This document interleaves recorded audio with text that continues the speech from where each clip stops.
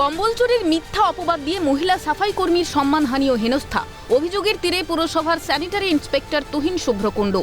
বাঁকুড়ার বিষ্ণুপুর মেলায় ঘটে যাওয়া এই ঘটনার প্রেক্ষিতে স্যানিটারি ইন্সপেক্টরের গ্রেফতারির দাবিতে পুরসভায় বিক্ষোভ দেখান সাফাই কর্মীরা।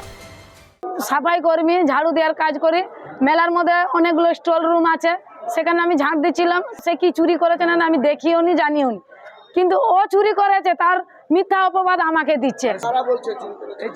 স্যার বলছে টুইন বাবু, টুইন বাবু অফিসার, পৌরসভার অফিসার। এবার ঘর সাজ না করে আগে ওকে অ্যারেস্ট করে নিচ্ছে, ওকে অ্যারেস্ট করে থানায় নিয়ে যাওয়ার পরে ওর ঘর সাজ করছে। এবারে এখন সকালবেলা ঢুকে টুইন বাবু বলছে যে আমি ক্যামেরায় দেখলাম যে সুপর্ণা চলে যাচ্ছে আর একজন হাত বাড়িয়ে চুরি করছে, যে আমার মেয়েকে বিনা দোষী যখন অ্যারেস্ট করেছে টুইন বাবুকে অ্যারেস্ট করতে হবে। শিল্প, সংস্কৃতি এবং সঙ্গীতের অপরূপ মেলবন্ধনের শহর মন্দির নগরী বিষ্ণুপুর। মঙ্গলবার ঘটা করে উদ্বোধন হয় ৩৭তম বিষ্ণুপুর মেলা। জাতীয় স্তরের এই মেলা প্রাঙ্গণ পরিষ্কার পরিচ্ছন্ন রাখার কাজে যুক্ত বিষ্ণুপুর পুরসভার সাফাই কর্মীরা।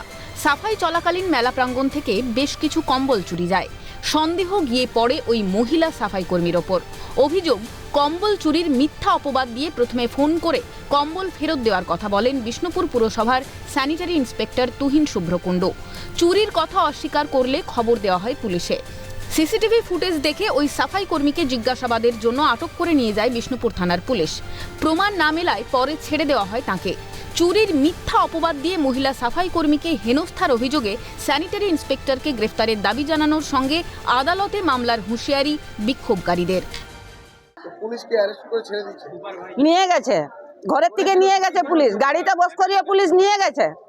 তার বাচ্চাটি কেঁদে কেঁদে গাড়ির পেছনে ছুটছে, বাচ্চাটি ওর গাড়ির পেছনে পেছনে ছুটছে, ওর মায়ের পেছনে পেছনে, যে ওইখানে তদন্ত করলো, ওর ঘর তালাশি হলো। আজকে কি করছেন?